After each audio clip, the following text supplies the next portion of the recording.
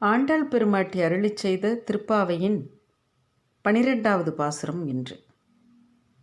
11வது பாசுரமும் 12வது பாசுரமும் பால் வளத்தை குறிப்பதான பாசுரங்கள். பாசுரத்தினோட விளக்கத்தை பார்க்கலாம்.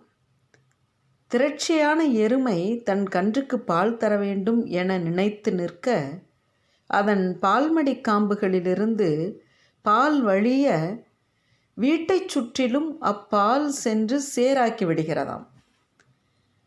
அப்படி பால் சேரான அந்த வீட்டையுடைய தலைவனின் தங்கையே என்று அழைக்கின்றாள் ஆண்டாள். பனி பொழிகின்ற இந்த விடியற்காலையிலே உன் வீட்டு வாசலிலே நின்று உன்னை அழைக்கிறோமே, தெரியலையா? கோபத்தால் வெகுண்டு இலங்கை வேந்தனை சம்ஹாரம் செய்த திருமாலை பற்றி நாங்கள் பாடுகின்றோம், அந்த பெருமையும் கூட உனக்கு தெரியலையா? நீ வந்து கதவை திறந்துடி. என்னடி இது நீண்ட பெரிய உறக்கமாக இருக்கிறது உனக்கு? பக்கத்து வீட்டில் இருப்போருக்கு எல்லாம் உன் உறக்கம் தெரிந்து நீ சோம்பல் மிகுந்தவள் என்பதும் தெரிந்துவிடும். ஆகவே வந்து கதவை திறந்திடு என்று பாடுகின்றாள் ஆண்டாள்.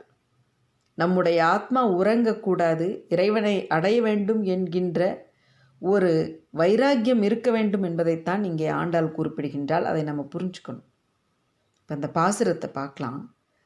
கனைத்திளம் கற்றெருமை கன்றுக்கு இறங்கி நினைத்து முளைவழியே நின்று பால் சோர, நனைத்தில்லம் சேராக்கும் நற்செல்வன் தங்காய் பனித்தலை வீழனின் வாசற்கடை பற்றி சினத்தினால் தென்னிலங்கை கோமானை செற்ற மனத்துக்கினியானை பாடவும் நீ வாய் தரவாய்.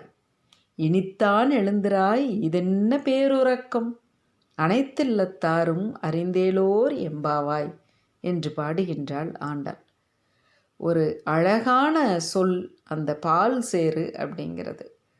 எப்படி பார்த்துக்கோங்க, மண்ணுக்கும் கூட பாலை வார்த்தவள் ஆண்டாள் என்று தான் சொல்லணும். ஆக அற்புதமான இந்த பாசுரம். மீண்டும் நாளை சந்திப்போம். நன்றி.